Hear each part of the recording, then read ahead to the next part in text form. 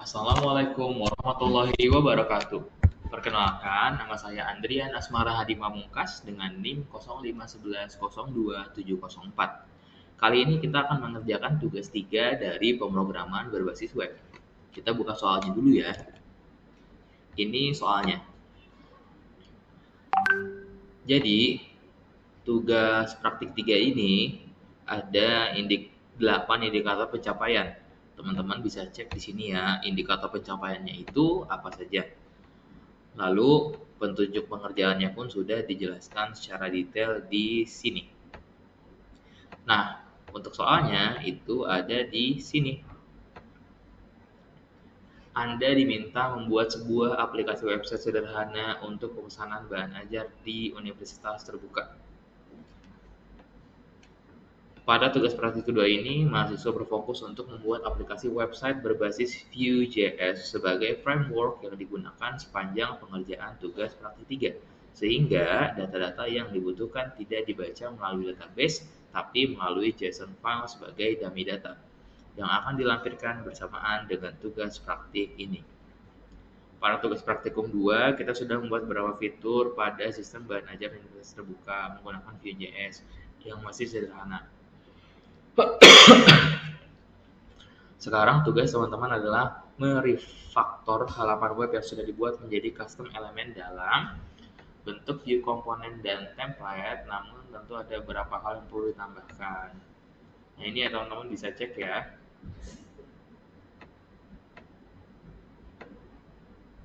Oke. Oke, kita langsung masuk aja ke codingannya. Di sini udah ada ini semua komponen foldernya ya, dari public sampai dengan fight config.js. Oke. Utamanya itu adalah di source. Di source itu ada aset, di aset itu ada image ini adalah foto UT. Lalu di sini ada komponen, di komponen juga ada my navbar. Lalu di JSON-nya ini adalah data bahan ajar yang kita dapat dari UT, dari tugasnya. Lalu di sini juga ada router index.js. Lalu di sini ada views, di sini ada dashboard view, login view, stock view, tracking view. Nah, fokus utama kita itu adalah di app view. Nah, ini fokus utama kita. Oke, di sini kita menggunakan router view. Lalu di sini juga ada index. Indeksnya itu adalah untuk login, dashboard, stock, dan tracking. Ini utamanya itu adalah untuk berpindah-pindah tempat ya teman-teman ya. Makanya di sini teman-teman bisa lihat di sini ada dashboard view, login view, stock view, dan tracking view. Nah, di sini juga sudah disediakan untuk importnya. Oke, jadi di sini udah di login view. Di login view ini kita menggunakannya itu adalah di ini ada HTML-nya dari sini. Oke. Lalu di sini kita menggunakan untuk submit prevent handle login. Sini kita menggunakan email dan password. Untuk usernya itu ada di sini. Void. Nah, untuk usernya ada di sini. Saya menyeting diri saya sendiri menjadi admin ya. Nah, ini adalah usernya. Lalu di sini juga kita menggunakan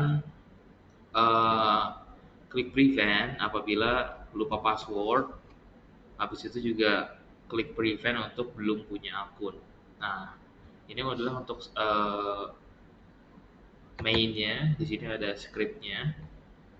Lalu di sini adalah handle login. Nah, di sini adalah untuk codingan loginnya teman-teman ya.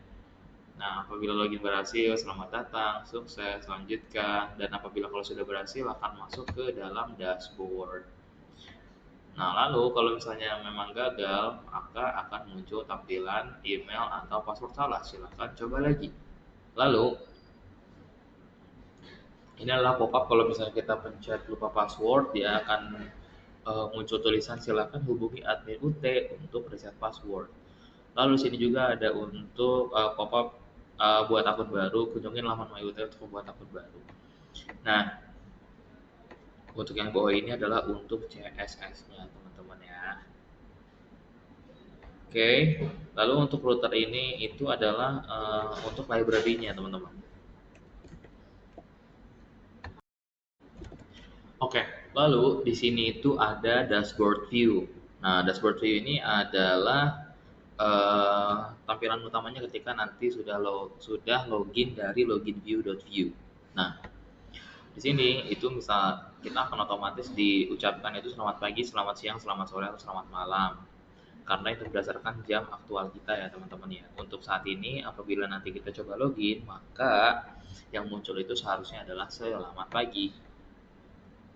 Udah seperti ini aja untuk dashboard view. Kita coba cek stock view. Stock view ini sebenarnya tidak jauh beda dari tugas 2 kemarin. Di sini masih ada filter UPBJJ, filter kategori, lalu juga ada reset filter, ada checkbox. Nah, di sini untuk tabelnya teman-teman ya. Ini masih part of HTML. Di sini ada kode, judul, kategori, UPBJJ, lokasi rak, harga, jumlah, status, dan aksinya apa. Nah, di sini untuk memunculkan datanya ya teman-teman ya. Nah, lalu di bawah ini adalah script setup untuk misalnya kayak import my navbar. Berarti navbar itu nanti diambil dari komponen my navbar. Import stock data from JSON data bahan ajar.json. Nah, ini data yang kita bisa download dari e-learningnya teman-teman. Oke. Lalu ini adalah untuk memunculkan bahan ajar. Ini adalah untuk pemfilteran. Nah, ini adalah untuk reset filter, lalu ini juga untuk menambahkan item. Kalau misalnya coding itu kan identik dengan CRUD ya teman-teman ya. Create, read, update sama delete. Nah, ini untuk create-nya nih, tambah item. Oke. Okay. Itu cukup panjang. Kenapa bisa sepanjang ini? Salah satu faktornya itu adalah karena tidak menggunakan database MySQL, tapi menggunakan yang tadi diperintahkan oleh tugas 3 begitu. Nah, ini untuk edit itemnya. Sebelah sini, ini untuk cancel button. Nanti yang diedit apa aja ya, bisa judul, kategori, OPWJJ, lokasi rak, dan lain-lain.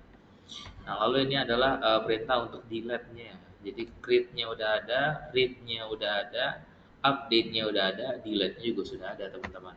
Itu adalah basic daripada kita membuat website, memang harus ada CRUD-nya seperti itu ya. Kalau memang kita membuat website yang ada sistem datanya seperti ini. Apalagi ini adalah untuk stok bahan ajar begitu ya. Makanya harus ada yang namanya CRUD-nya. Nah, ini adalah untuk tampilan daripada tracking view. Tracking view ini adalah apabila kita memesan bahan ajar, kita harus men-track bahan ajarnya ini sudah sampai di mana. Sesuai dengan tugas 1 dan tugas 2 kemarin ya. Nah, ini masih sama sebetulnya. Ini masih ada part of HTML-nya. Lalu di sini ada NIM, nama, ekspedisi, paket, tanggal kirim. Lalu di sini ada kita menggunakan script setup untuk import data-data yang kita butuhkan seperti data raw dari data bahan ajar yang disediakan oleh e-learning. Lalu kita juga mengimport navbar dari my navbar yang sudah dibuat. Lalu ini adalah untuk nomor DO-nya teman-teman atau delivery order. Apabila kita menambahkan nomor DO, maka nomor DO-nya ini akan otomatis. Misalnya tadinya 1, sekarang 2. Kenapa? Karena kita sudah menggunakan yang namanya auto increment. Oke. Okay. Nanti kita langsung praktekkan aja ya, teman-teman. Ini kurang lebih masih sama soalnya. Oke, jadi untuk menjalankan aplikasinya, kita menggunakan perintah daripada npm install, di sini sudah, lalu kita npm run dev. Nah, di sini kita klik control sembari klik kiri begitu. Nah, ini kan terbukanya di sini. Kita coba buka di Chrome bisa nggak ya? Oke, ini bisa ya. Kita coba login pakai user yang sudah kita buat tadi. Nah, kita mau di sini usernya sebentar. Di sini usernya saya menjadikan diri saya sendiri sebagai admin ya. Oke, emailnya 02704 @tacid. Lalu passwordnya itu adalah admin 123. Login berhasil. Selamat datang Andrian Asmara Hadi Pamungkas.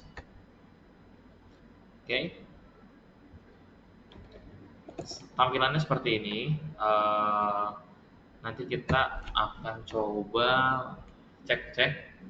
Ini adalah informasi stok daripada bahan ajar. Ini untuk pemfilteran yang ada di tugas 2. Ini kita filter Jakarta, ini kita filter Surabaya, dan lain-lain. Ini bekerja ya teman-teman ya, filternya ya.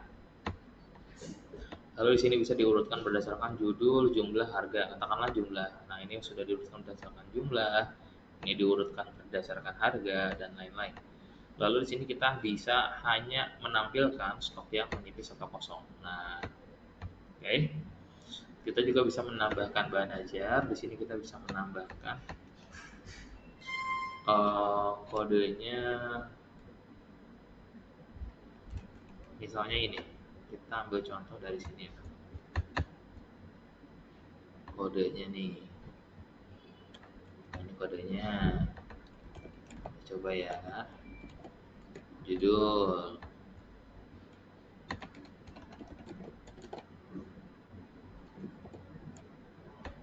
Pilih kategori MK wajib misalnya, PBJJ, lokasi rak misalnya R1. Harganya misalnya 75.000. Lalu jumlahnya itu adalah di stok kita ada 40. Catatan stok saat ini masih aman. Nah, ini yang tadi kita input ya teman-teman ya. Di sini ada ini.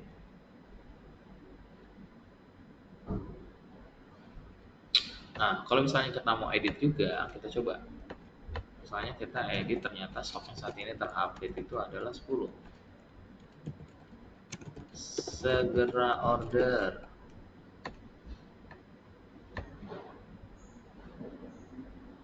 Nah, 10 di sini masih dikategorikan masih aman. Jadi ketika dikategorikan sebagai menipis itu adalah di bawah daripada 10. Nah, kita coba delete ya teman-teman ya. Data yang tadi sudah kita input. Nah, bisa terdelete ya. Lalu sekarang kita masuk ke tracking. Tracking misalnya kita cari data. Nah, tambah DO baru.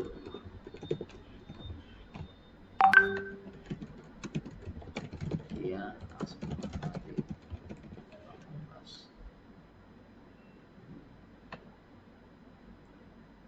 Express.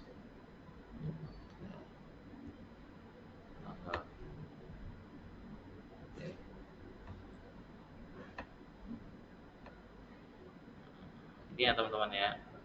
Oke. Ini bisa jadinya tracking DO-nya. Untuk laporan ini masih dummy aja, masih belum bisa. History transaksi juga masih belum bisa. Sepertinya kita memang udah tugasnya segitu aja. Halaman stok bahan ajar, delivery order, harusnya sih udah semua sih teman-teman. Jadi apabila ada kekurangan mohon maaf. Yang pasti tugasnya seperti ini dari saya. Wassalamualaikum warahmatullahi wabarakatuh.